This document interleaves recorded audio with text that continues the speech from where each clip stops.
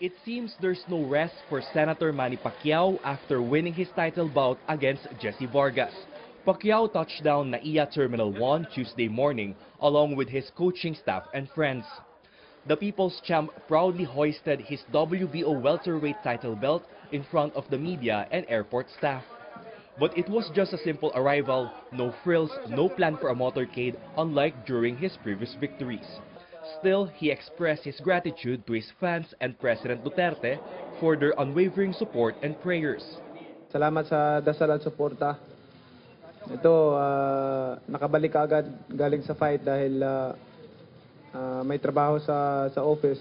The senator also recognized Floyd Mayweather Jr. for responding to his invitation to watch the fight. On the question on whether a rematch with the undefeated American boxer is possible, here's his answer. Hindi pa pinag-usapan. Pero posible pa rin. Posible pa rin. Pag magbalik siya, nag-retire na siya eh. Pacquiao has spent $1 million for 2,000 tickets given away to friends, including state officials. Parang tag-team champion, ano? One of them is PNP Chief Ronald De La Rosa. He says there's nothing wrong about being treated by Pacquiao.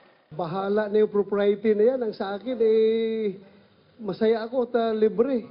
Pacquiao is attending today's Senate session.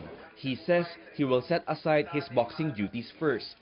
He will instead actively participate in budget hearings and work on his priority bills focused on sports. Rex Remitio, CNN Philippines.